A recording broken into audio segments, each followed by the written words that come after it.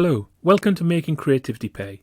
My name's Dan Barnett, and this podcast is about talking to those in creative industries about the business and promotional side of their work. In this episode, I'll be talking to Suchandrika Chakrabarti about her Edinburgh Fringe experience with her show I Miss Amy Winehouse, and how what she learnt will shape her 2023 show. So my name's Suchandrika Chakrabarti. I think the amount of jobs I do probably feeds into what we're talking about in this podcast, which is like, yes, comedian, but also my background's in journalism.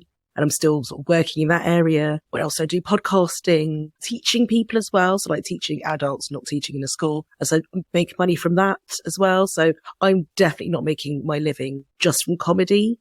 I'm not sure if I ever fully expect to either. And also, apart from sort of stand-up and going to Edinburgh, I do comedy writing for Radio 4, so that's kind of slightly different side of comedy. And I'm a bit like name a job, and to be honest, I'll probably have to pick it up at some point. So. We've had that with previous guests. You know, you have to do absolutely everything around getting it out there, getting it marketed, getting it sold, getting a bit of a buzz, as well as the actual doing of the thing. So you probably spend as much time, probably more time, I guess, in some circumstances, of all the stuff around it and not the actual thing itself and what you wanted to do with that. Coming from digital journalism background in particular, that was really familiar to me. Obviously, I couldn't know everything about what it is to market a show in Edinburgh or within the comedy industry. But when you're like working on a piece, I used to work for the Mirror and work for other papers and news organisations. You are thinking almost at the beginning of like who would be interested. And I think that's true of any piece of art as well, even the most high-minded art, that you want it to be seen and experienced by people. Like very few of us aim to keep it to ourselves forever. So you do have to think, like, is there an audience? And that audience can't be every single person in the world. Like, I'd love that, but you have to start thinking, like, who would be interested? Why would they be interested? Is it someone like me? And I think that's part of the art or the craft itself. That's also about the marketing. So maybe it's better to not see it as completely separate and this terrible thing we need to hate, but see it as, I want to distribute it to the right people, and I've got a bit more choice than I would have done in like 1900. And in some ways, that's a great thing. In lots of ways, it's difficult because it is unpaid. Sometimes maybe you can pay people to do promotion for you. So like you can lose money. That becomes a barrier to the industry. But I will say that if you start connecting with audiences, which does happen, if you're doing that, I think from the last episode with Stu Goldsmith, Joss Norris and Keris Bradley, they were saying, you know, over time you build these audiences, particularly at festivals. That's such a powerful thing. Nobody can take that away from you. Like seeing what's happening at, say, a website called Twitter at the moment, like you've built up a huge following there, you kind of don't own it. And so I think it's worth looking at what's beautiful about marketing, which is that you can find that audience and hopefully they love you back and want to see your stuff again and again over time and buy your products and that kind of thing. So marketing is work. I've learned quite a bit about it from journalism, where you kind of have to market every piece of content. But obviously there's new stuff to learn in comedy, and it's always an evolving thing that you're constantly learning, I think. So with I Miss Amy Winehouse in particular, which was my debut comedy hour that I took to Edinburgh this year, it started life as like 2 chapters of a novel, and a friend actually introduced me to her agent, and it went to this agent, and he said, oh, when you have like a manuscript, because with novels you have to send a manuscript, like 80,000 words or so, when you've got that, like I'd be interested in reading it. This is incredible news. And my immediate response was, this isn't going to happen. Like I'm never going to manage this. And it didn't feel, there was something about it that didn't feel like it actually would be a novel. Like I can't tell you what I did an English degree back in the day. I used to inhale novels before the internet, and I don't anymore. And what I felt it was maybe a show. The narrator felt very voicey, and I thought this was kind of early 2021, so in and out of lockdowns, a really weird time. I only started stand up in January 2020, so I got used to like those online gigs, and I just thought, is this a show? Should I sit down and give this a go and see what happens? I sort of booked in Camden Fringe in August 2021, which meant I had to do this now. And that kind of external accountability could be so helpful for writing. And then just sat down and kind of wrote it in May. I mean, yeah, there's always this question of, well, I don't want to perform this to an empty room. So who would be interested? And so there were lots of things at play, which were that it was 10 years since Amy Winehouse had died in July. So that was kind of on my mind as a fan. But also it's a show that's about grief and about celebrity and about parasocial relationships. And again, like that kind of stuff is in the media. But who is it who's talking about it? Who would actually want to come and listen to me explore it in a comedic way? So for me, it's kind of never without thinking about who would want to come and experience this. I think in terms of making a show or writing something, yeah, I think I'd always think about who's at the other end, like who would want to receive this. We talked on previous podcasts, that's a lot to get into a poster or in any other back of a flyer. Or if you've got that 20 seconds in Edinburgh when you're face to face with someone, say, come see my show. How do you get all that in, or how much can you get into those kind of brief interactions? Oh, wow. Yes, that's a tough one. So I was really lucky in my artwork. Like a really good friend of mine is a graphic designer. And so she did all my artwork for me and she did it for free, which is a huge cost taken off my shoulders. The show's quite nostalgic. It's about like the noughties and like partying in Camden and all this stuff. And she was there with me at the time. So like getting the artwork done with her was quite straightforward. And then in terms of flyering, like my show was at 12:15 p.m. So it was lunchtime. But going by Edinburgh time, that's basically 9:30 in the morning. And it's early. It's really early. My venue was kind of the west end of Cowgate. So you can never know exactly where the centre's going to be every year with Edinburgh, but it's quite far from your Pleasance and your Assembly George Square and stuff like that. And the best bit of all was like, it was like a no-through road. So there was no foot traffic. So I had to get like inventive about where I did my flyering. And I think my favourite bit was it was by the bins. So these huge like dumpsters, which I felt gave it that like Camden in the noughties. Like, so you have to work with what you've got. You've got to find the fun in that. So like when I was by the bins, I had a flyer for some of it. So I feel like people maybe planned their Edinburgh very tightly this year. Maybe they're up for less time and that kind of thing. I think you've heard this from other people. So I sort of look for sort of women, maybe 18 to 40 or 50. People just make eye contact with you. I'd put a poster on like a piece of cardboard and like hold that up. And it's quite an eye-catching design. And so if people look at it, then you just sort of gently make eye contact. I try to be very good about not physically impinging on people's space because it's still a bit, people thinking about COVID still. Yeah. And also it's not a nice way to begin an interaction. For some people, it's an absolute no, and that's fine. And for some people, they just wanted a massive chat and then they walked off and never saw them again. And like, you can't know. And I think, all you can do is sort of be visible and do your best, and it can filter through to people and they might come a day or so later. Or in fact, I remember asking a very friendly couple at the end of my show. They were, in fact, Rob Orton's aunt and uncle, which for people who go to Edinburgh a lot, Rob Orton is a well-known comedian. His aunt and uncle were like well-known for coming to Edinburgh and going to loads of people's shows. And they were like, oh, this is great. And I was like, oh, how did you find out about it? And they said someone in the pub the other night told them to come. And so there's this word of mouthing that's happening incredibly without you even knowing. And so I think you don't have a lot of control. All you can do is sort of make yourself as visible as possible. So, I mean, in terms of word of mouth, I think that was one of the kind of things that was a possible positive around having to do 30 nights, is that you can start to build a bit of buzz. Whereas, if you're just at a festival, maybe performing once or twice, you're there and you're gone. Keris on the previous one was talking about, you do the show, you have a McDonald's on the way home, and that's your festival experience. Did you kind of see a progression over time in terms of an audience? Oh, I think we're going to have to say this was a weird year, right? Like, you could not tell. You can tell. So, like, I remember that on the Sunday, so it was a bottom of a church. I had like 3 Sundays out because they needed the space. And then so on the Sunday, I was checking my ticket reports and I saw one person bought a ticket and I was like, okay, this is the third Monday. This isn't great, but like it's been a weird year. And then I looked at the name and I was like, I think I recognize that name. I think this person's from the TV industry. Oh no, it's just gonna be me and this person. Oh my God, I need to find. And then in the end, it was 5 people in that day, which is a tiny audience. But I think that those are some of the best audiences. They often gave me the most energy. And then I think the day after we were back up to like 25 in a 45 seater, which felt nice and full, but you just couldn't tell. Yeah, it made for like a real emotional roller coaster. And you just had to think, for me, I had to think, you cannot blame the audience for this. You have to be grateful that they turn up. But you have to remember there are forces bigger than all of us at the moment. Do the show the same for everyone and just crack on, basically. So in terms of choice of venue and pricing, things like that, how much control did you have on that? So I think that I kind of went in a bit sort of, oh God, what's going on? Because there were lots of rollovers from 2020 and 2021. So maybe I took a bit too much time kind of trying to figure out what was going on. And so I did end up with kind of a lunchtime slot, which wasn't incredible. But I loved the actual room itself. It was really beautiful. And it was like just off Cowgate, which it can be hard to tell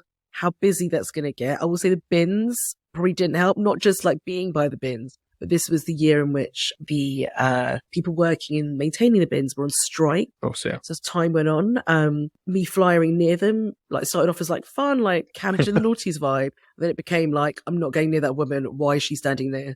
These bins trying to talk to us. I think you just had to take it for the weird, unique experience it was. The kind of Edinburgh you hopefully tell stories about in the future. So you say, right, I've got a show. I want to go to Edinburgh. How does it kind of manifest? Oh, I want. I mean, did you say?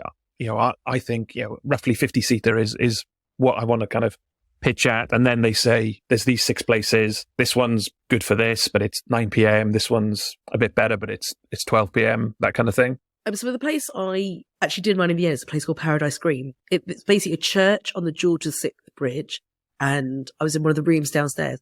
So what they have, which is great, their website is very transparent, and they have like a calculator, so you can choose your time slot that you're ideally looking for, choose the room you're looking for, and then it will give you an estimation, which is brilliant. And then what you do is you actually apply, and they'll come back with like a specific time slot and that kind of thing. So, I was looking for as small a room as possible because just the idea of selling out was very appealing. It's hard to get a room smaller than 40, I'd say, in Edinburgh. So mine was a 45. And I was looking at like mid-afternoon. It ended up being sort of a bit earlier than that. But, just get on with it and that's fine. And did you have complete flexibility on the pricing, or did they have like a minimum level? I was doing £5 or pay what you want. I think £5 was their minimum, which I think, there are a lot of places that charge more, and I think it's a tough one. I think this is where you get into competition for people's spending power, and I just don't think it was an amazing year for people to have loads of money. So I did feel like the £5 a pay what you want was quite a good deal for me, I think it's always difficult around that pricing, but £5, I think it's almost impossible to think you haven't got value for money. Regardless of what it is, I think you can't go wrong. Once it starts to get around £10, then it's a bit more. People maybe expect a bit more or a certain thing, and are not necessarily as forgiving or as open, and harder to get in through the door in the first place. Yeah, it's a tough one. I was under no illusions about people knowing who I was. I was like completely new, doing my debut. So in that sense, hoping the £5, or like people could walk up, and like, some days we've got loads of walk ups, other days less so, and you can never tell. But just sort of giving people that sense of like, they're going to multiple shows in a day. Yeah, you just hope it just persuades people that it's worth adding to what they've got already, because they will already have an idea of what they're doing that day. And I will say, like, people did also do pay what you want and were generous. And my bucket speech, it was tough to do a bucket speech with this show, I thought, because it was very had quite an emotional arc to it, and it felt a bit. Did you have a nice segue between the end of the show and please give generously? I didn't really do one, I've got to be honest with you. But it felt like people were quite aware, like you're holding the Izettel thing, or sum up I think I had. And it's so awkward. But people were quite prepared. People kind of, I think they reminded them maybe at the box office on the way in, perhaps, if they were walk-ups, which meant you could essentially walk in for free and leave for free.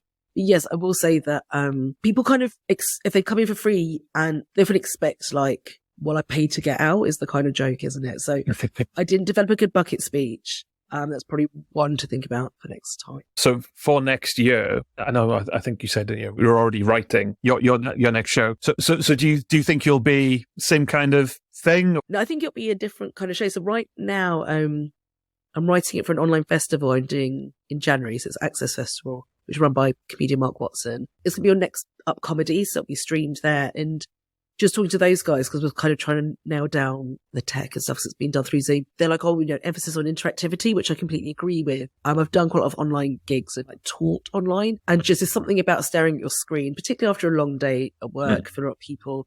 And it is tough. And it's also very intimate, because we're used to sort of having one-to-one conversations like this, often with friends and family. And for me, I've sort of I'm putting in quizzes and slides and things I don't want to do for the live show. So I had a whole slide deck last year. I thought it was necessary for that particular show. Yeah. This year I want it to just be me and a microphone. So I will have to rewrite the show after that, after Access Festival.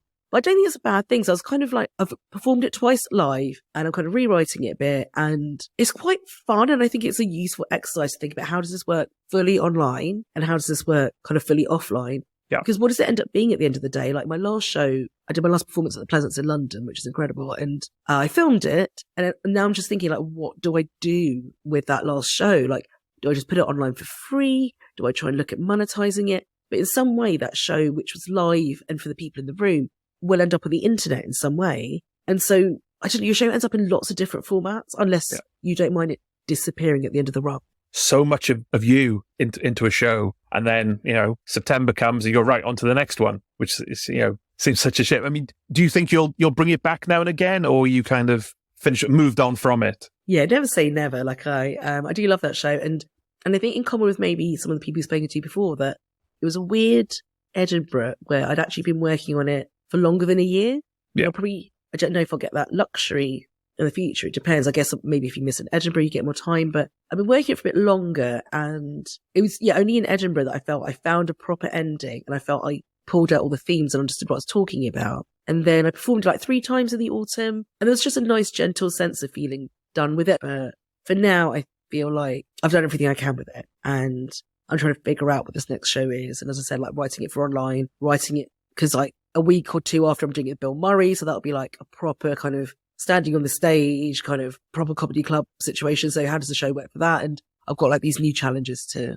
I mean, how do you find the 2 shows? So, I Miss Amy Winehouse, it's a bit more conversational. Would that be right? Whereas your new show is a bit more traditional stand-up, I guess. Yeah, with I Miss Amy Winehouse, there's like this emotional kind of core to it, and there were slides, so there were visuals as well. And yeah, like maybe a bit more storytelling to it. And then, so this one at the moment, I'm calling it doom scrolling. I've been through like different names, but I feel like doom scrolling is like the term for it. And also like during all my background as a journalist, I feel like a lot of what I did in digital journalism was like professional doom scrolling. I really wanted to just do like me and a mic. And so I think in that way, then obviously you've got to have those gags. They've got to land on their own a lot more. You don't have the props of having visuals behind you. And like the visuals can work as a kind of, they can undermine you and like have jokes of their own and stuff like that. So yeah, I would like it to be just sort of me and a mic and see how that works. But as I said, right now I'm actually writing it for online. And so I've gone back to having slides in it because I think having some visuals, if the audience have to concentrate on a quiz, and it's a silly quiz, but having visuals to look at and then sort of choosing A or B, it makes it easier. So I'm thinking all the time with this online one, how can I make it easy for them? How can I make it really clear for them? So that when I explain, oh, this is how you vote for A or B in the quiz, you don't have this long like spiel about how you do the tech stuff. You keep the energy up and you keep it fun and silly. But yes, then I'm going to have to then think about how that works on the stage. Yeah. Yeah. I guess on Zoom, if you've got 100 people on it, you can't micromanage, and if someone's got a problem with this or problem with that, well, that's just tough luck. But that's where it gets difficult. You have to kind of hopefully make it clear enough that you can just kind of push through the whole thing. And that's where like prep comes into it, right? And that's where like it's great that Next Up and Impatient Productions, who are running it, are kind of like, right, what can we do beforehand to see that we're on the same page? And like maybe they say something at the top of the show, like you'll be doing some voting in the show. This is how it works. And yeah, you just want to like not drop out of kind of persona of the person doing the show to be like, tech stuff. But on the other hand, I do think it's really important with a kind of Zoom show to give people that feeling of, oh, I'm part of the show and I'm affecting the show. And this person who's performing is seeing my contribution. And because that's kind of, you're missing that energy that you get in the room. And so you're trying any way to kind of try and bring it back. And to sort of, it's a bit like when you're asking the audience, like, oh, what do you do for a living? It's like, how do you make that work in Zoom in a practical way that doesn't sort of kill the flow of it as well? Mm. I guess it's quite different to a live stream where you're watching someone perform to an audience. It's different where, like you said, you do have to have that interaction and make them feel that this show is unique, that, what's going on now isn't something that's going to be repeated. It's kind of different. Yeah, I agree with you that I was watching some of Next Up's shows from Edinburgh this year. And again, it's down to marketing, isn't it? It's about these audience expectations. And so if you're expecting like, oh, I can't go to Edinburgh this year, but I want that live experience. Great. I can't wait to watch these 5 shows from the Pleasance or from wherever. Then you always feel like you're in the audience, you're sitting in the back row and, oh, thank God the comedian can't see me. Great. Yeah. But what for a lot of people, that is the dream, right? But in this instance, what people are expecting is this is an online festival. It's for people who can't be in the room for whatever reason. And I think it's a great thing. I think it's such a good idea that Mark's had. As I think people are expecting it to be tailored for them. And so that's what I'm trying to do my absolute best with the show. But I think it's fun to think about it as well. It's fun to think about, how do I use this frame? How do I use this very different connection with the audience? it does feel almost 1-to-1 or 1-to-2, because often people often watching couples. Yeah. And like, how do I change that relationship and play with it? And what can I learn from it? Like, what can I bring from this into the live show, which will then eventually go to Edinburgh? So I think it is a fun challenge. And like, I've done a lot of sort of teaching online as well. And we're to figure out how to do that at the beginning of the pandemic, right? So it's those challenges again, but I would say much more fun, because this is for pure entertainment and I don't have to teach anyone or reach any targets in that sense. But yeah, I think it's the expectations, sort of trying to meet them. The expectation of this kind of show where it's made for online is very different to, oh great, I get to watch the Edinburgh shows because I can't be there. And is it just a one-off you're doing as part of the festival, or is it kind of done multiple times across the couple of weeks? Oh, just one off. Just one-offs, yeah. Yeah, and then I think you'll be able to access it on Next Up. I'm not 100%, but I think what it is, it's live stream on Next Up, and then you'll be able to access it afterwards. Okay, excellent. Yeah, I mean, they've got huge amount of content. It's kind of very impressive. I think they've kind of said the Netflix of comedy, and there's something for everyone on there. That won't sound too much like an ad, but no, it's a really good service. If you're thinking of coming up with an Edinburgh show, right? Like you can't go back in time and see all these shows live. But you can watch so many different people and just think about what works, what doesn't, what your style is, where you fit in, and all these kinds of things. I think it's invaluable for comedians. So again, not to be an advert, but I got a membership fairly recently and been a bit addicted. I've been like, oh, how are they doing things? But yeah, I've been watching stuff that I didn't get to see at Edinburgh, because especially when you have a show. Yes. And like mine was early in the day, so I did see a lot of stuff, but I could not see everything I wanted to. It's been really nice to catch up on Edinburgh stuff as we get to Christmas. Could you kind of switch off post-show, or once one show finishes, you're thinking, right, I've got to get the word out for tomorrow's show? Yeah, I kind of switched off. I mean, there's different things you can do, so let's not ignore social media, right? I do some TikToks, and I know the Fringe had like a partnership with TikTok this year, so I was experimenting with that a bit, like doing one first thing in the morning. They tended to be helpful, but because there was a small number of us, I think not many people, not a huge amount of people doing TikTok, and they'll do things like the Twitter wall and things on the Royal Mile. So if you had the right hashtags, then you'd see like your stuff up there. There was sort of different ways, I think, of reaching people, and I think the most important thing is to just give them a go. Even Twitter, even Instagram. So I try and do that sort of early and take advantage of the fact that it seems to me if you put content out early, it sits there for the whole day and people come to it over the day. Obviously, my show's done by 1:30, but that doesn't mean someone can't discover it by 6:30 and think, great, maybe I'll see that tomorrow, the next day. So across the road from where I was, they had the Underbelly Cowgate, and they had a great show called, I think it's called Good Grief. And it was this clowning show about grief. And it got amazing 5-star reviews, and I went to see it, and it was an absolutely stunning show. Basically, this theatre group, they'd lost one of their members, and he said before he died that, can you do something in memory of me? So they did this really gorgeous clowning show. And so it's a good idea to maybe be around the area when all the audience are filtering out a show like that, which is something in common with mine, and see if people are interested in your flyers. So just trying stuff like that as well, just thinking like, where's an audience around? Like, what are they doing? Would they want to pick up a flyer of mine, find out some info about me, because it might help them plan their day tomorrow. So at the start, so, if nobody came, you set up a show, nobody came at all, sell no tickets, total disaster, worst case scenario, how much would you be down for the month, do you think, roughly? So, you have to kind of commit to your head, if things go totally wrong, it's a complete disaster, how much am I in the hole for? The venue's like a bit over 1,000, so we're talking over 2,000, just venue accommodation. There's something, so outdoor advertising. There's a company called Out of Hand who do, when you walk around Edinburgh, sort of Fringe time, there are these giant posters everywhere on bridges and things like that. So there's a company called Out of Hand who does these. And so I paid for these sort of double posters of my show, and there's sort of different zones they can go in. And by the time I'd cottoned onto this and actually committed to paying for it, like all the central zones had gone, I was like, fine, I'll just try and get a space near my venue. But then when I got to Edinburgh, came out of Waverley Station, Waverley's right in the centre of town, Prince's Gardens is next door. My poster was right there, like 4 of them, right in the centre of town. So they did me a massively good one and picked my posters in the middle of town. So the advertising, I think, is necessary. I didn't get PR this year, and that is one to consider as well. That's another part of this kind of, I call it that I went to Edinburgh this year. I went to a shouting match without a megaphone.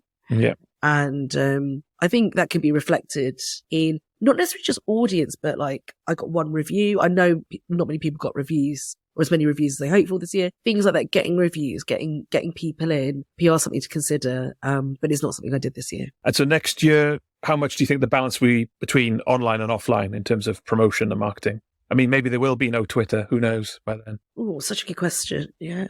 All of us on Mastodon, which I really haven't figured out. No.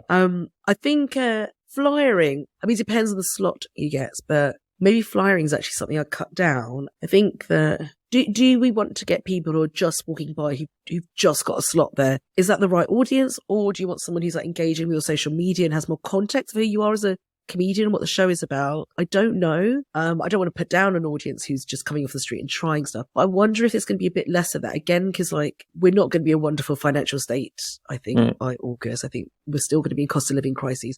I think people are going to be planning ahead, budgeting.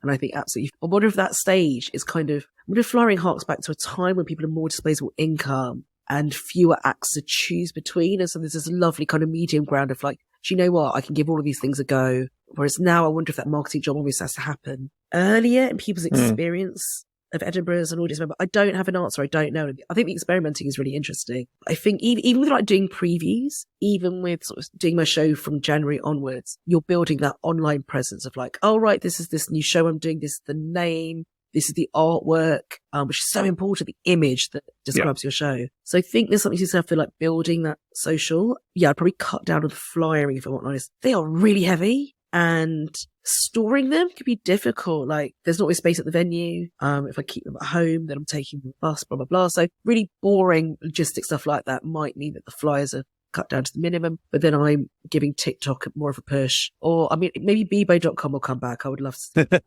Audiences like that one. So who knows? But yeah, I think thinking about what I can do with social a bit more is probably where I'd be looking. And so you're saying about, I think it's the case that spaces open in January. Start booking, I think it is, from the Ed Fringe. Oh, yeah. But now.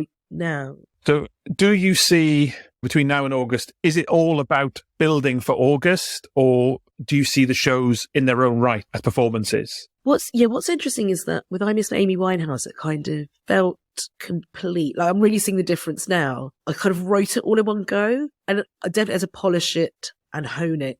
And the performing did that and really helped with that. But this year I'm finding like I've really rewritten this show. I think when I first did it was in July last year, the second show, which I'm changing the name of and all these things. And the night when I did it was the night we all thought Boris Johnson was going to be standing down, but you like hung on till the next day. And so it's this really like febrile political atmosphere. And it is a quite political show. But now people don't want to be reminded of that time. I mean, we're like, how many prime ministers after that? I can't remember sometimes. Quite a lot. And I'm finding that people don't want to be like on that night. It was a great atmosphere for the show, but now people either can't remember it, which is fair enough, or like don't want to remember it because it's a bad thing to remember. It's such a sign of like how fragile our democracy is. So thinking about how would you make a show that is quite political now, but like have it stay relevant? Yeah. And I think for me, I'm going to be doing rewrites, and so it's going to be a very different. I Miss Amy Winehouse. And you also have to think about the show you're going to be doing because you want to get people in, you want them to have a good experience. So yes, it's building to like something hopefully much more polished and something that feels done as a show for Edinburgh. But yeah, I'm seeing that I'm going to have to keep doing lots of rewrites, really thinking about like how much people want to be reminded about politics in this really grim moment we're living in, and how much it's worth putting in like more personal stuff and putting in more kind of universal stuff. So I think this is more of a challenge this year for me. Oh, you said about, finding your audience, but with anything political, there's always the issue that if you have a particular stance, you almost alienate half the people to start with. And that's not necessarily a bad thing. There's plenty of people out there who their politics and they've got a huge audience. That's fine. You can't please everyone. But there is always the risk that, before you start, you've lost half the population, maybe. I mean, I have often asked if there are Tories in the audience. They always say no. I don't think I am reaching the Tories, and I don't know if I will. The door is open to everyone, guys. The door is open to everyone. But I will say, like, even with a show called I Miss Amy Winehouse, already I had to take the kind of hit that, like, there are people who are going to go, I've got no time for her, or I barely know who you're talking about, or didn't care for her music. And sometimes I got like a couple of responses like that from flyering, and I was like, cheers, got you, no worries. So I think any show title and any show theme could potentially put people off, and you can't really do anything about that because you've got to have a theme, you've got to have content, and you're going to have something a bit personal in there probably. And you're just never going to be for everyone. That's even before we talk about like identity. So there'll be some people who are like, oh, look, there's a Asian female comedian. Like, oh, she ticks all of my demographic boxes. And there are like a million comedians like her. I would love to go and see her. And for other people that might be like, there are other people like her. I'll go and see them. Or like, she seems fine, but like, I want to go see my favorite TV comedian. Like, you can't win. But what you can do is sort of extend your hand and say, look, I'm trying to do a thing here and you might be into it. Give it a go. And yeah, if that does mean Tories aren't finding me, I mean, look, I can keep working on that. I think they've got bigger things to think about at the moment. So yeah. Yeah, absolutely. And in terms of previews, kind of talking about the business side of things, are they effectively a lost leader towards Edinburgh, which itself, I feel, it's all very difficult because, you see sometimes, you see a great bill, four acts, it's £8. You kind of think, how on earth is anyone making any money out of that? Yeah, so it's so interesting, isn't it?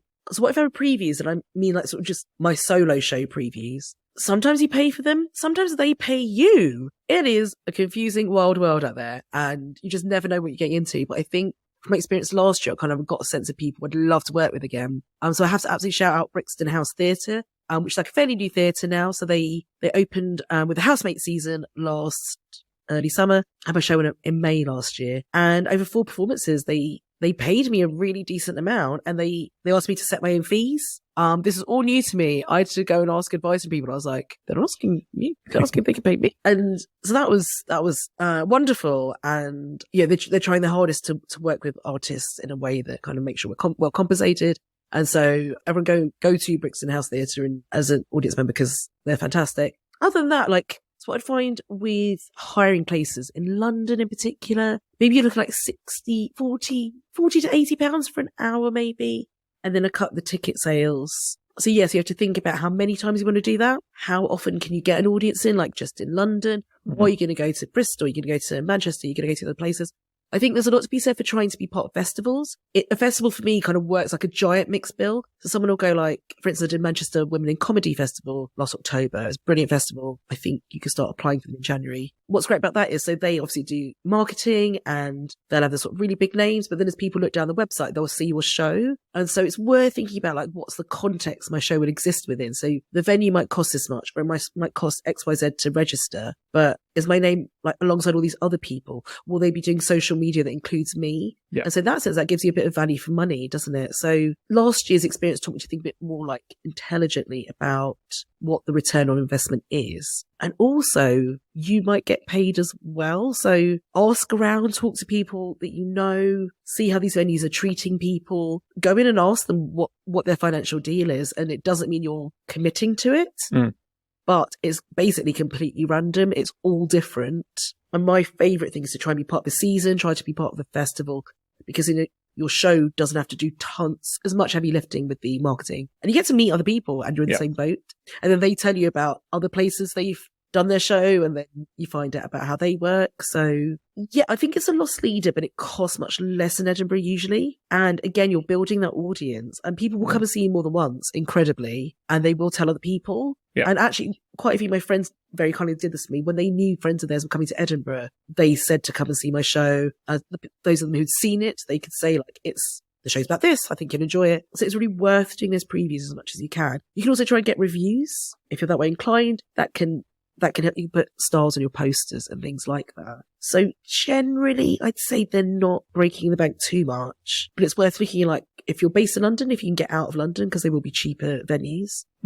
And also, like, can you get into festivals and seasons? One of the other things about talking to comedians about what they do, it seems as if, you've got a lot of one-person companies and there's almost, I mean, it's kind of happening, I guess, to some extent with Mark and the Access Festival, almost like a kind of a union, for want of a better phrase, where if you kind of said, I need help with flyering, I need design, blah, blah, blah, instead of 2,000 acts trying to find their own designer and their own people to do the flyering. I think people do understand that it's so difficult to do everything on your own. And you're this kind of one-person band. You're thinking about the business side, the marketing side, as well as the artistic side of getting your show done. So really, Facebook is like a really good place for comedians. There's lots of groups you can join. There's groups like Edinburgh Performers. There's groups offering gigs like during the year. There's even a group to to find flyers. I suppose nothing beats like your own friendships. I'm sure a lot of this stuff is happening in WhatsApp groups and conversations people are having on a personal level. And it takes time to build these friendships in comedy. Like for me, I've started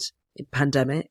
Yeah. A tough time to get to know people. Going to Edinburgh is a good way of meeting people and getting to know them. If someone said to me when we were up there, going to Edinburgh is like going on tour, but you stay in the same place and the audience has come to you. Yes. And then like you'll bump into the same people and you'll say, how's it going? And you have the same conversations and they don't always feel great, but like they're quite emotionally bonding. I think it's called trauma bonding. And always fun. There can be a lot of generosity of spirit because everyone's been in your position and been new, felt alone and kind of gone, how do I navigate this world? So yeah, there's Facebook groups. There are things like listening to Stuart Goldsmith's podcast, Comedian. And like there's a group around that and there's loads of comedians in that and like people give each other advice. Get on Twitter, get on Instagram, like follow people, see what they're talking about.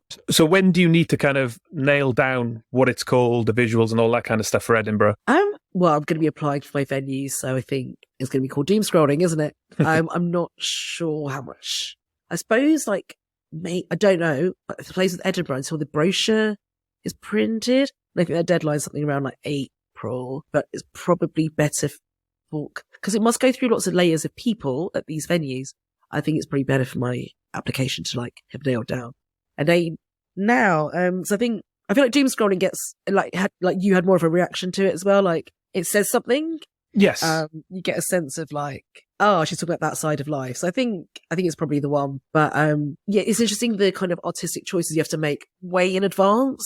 Yeah. And with Amy Winehouse, it felt like a package. Like I knew what it was called. It was all there. But this year it's been much more like work in progressy. And like I need to learn. It's going to be more like this. So yeah. And in terms of Edinburgh being the pinnacle, it feels like for you that everything's kind of working around that August deadline, kind of when you do things. Do you think that it'll stay that way, that, you do your show, maybe take a bit of time off and then January you start up again? I think it's been more about timing for me that I start like, so basically, so Vault Festival's cancelled this year and I'm thrilled that it's going ahead in 2023. And what they did was say, they came back to a lot of us and said, we've got this new material festival, a Pincher Vault in July. Would you like stage time? Blah, blah. And I had ideas for this new show. And again, this is about like how much I need deadlines and someone externally to go, write it down, do it. So I took the opportunity to just write about 45 minutes, very rough, and the audience were aware it was going to be a work in progress festival. And so I did it in July. I can't imagine that will happen every year, but I just meant that I'd nailed something down and like a page with scribbles on it's better than nothing. But like the festivals are coming back, so you can have Vault, you can have all these other festivals. I don't know if my year will always run like this because I don't know if I'll have an idea every year. But what I will say about Edinburgh, what was so great about it is that it did make me improve as a comedian. Having that many performances in a row made the show just like run probably the best it could be. Like even when I was doing it a couple of months later in the Pleasance, I was like, right, I really need to get some rehearsal time in because I feel rusty and not having done it every day and not having kind of lived and breathed it. Yeah. So there's something that's what Edinburgh kind of gives you in that way that is really valuable. But would it always be this way? I don't know. I think the landscape of comedy is really changing. There's lots of, there's online stuff. There's lots of different ways to do it. I don't know, but the timing really works this year. I think my show's probably like on track for a kind of Edinburgh timetable in a way. Thank you so much for your time on this. For an end bit, you want to kind of talk about what the new show is and where people can see it? Sure, yeah. What it's called now and what it might be called in the future. So I was originally calling it Reunion/After Party. And so it's called that when I'm doing it at the Bill Murray on the 29th of January, when I'm doing it at Vault Festival on the 21st and 22nd of February, and when I'm doing it at Glasgow International Comedy Festival, which is the 22nd of March. So it's called Reunion/After Party. If you can spell Suchandrika, you can find it. And then I've had a bit of a change of heart with that title because I think that title is it's one of the show titles that I get, but like, I don't think it tells the audience enough about what the show is. And so I did kind of love it and was kind of attached to it, but like, I don't think it's doing the job it needs to do, which is to tell the audience, hey, the show's about this. So I'm thinking the word doom scrolling, just summing up a lot about our lives at the moment, and also like my background as a journalist, because that was like intense premium doom scrolling. So I'm calling it that. That's what it's going to be called at Access Festival, which is Smart Watson's online festival. It'll be on Next Up Comedy in January. 7 p.m. 16th of January is my show. I booked things through to March, and then who knows. Thanks for listening, and thanks to Suchandrika for coming on the podcast. There's links to where she'll be performing in 2023 and lots more in the show notes. If you enjoyed this, check out the back catalogue for previous podcasts with other Edinburgh Festival performers, along with other episodes talking to people in a range of creative industries about making creativity pay.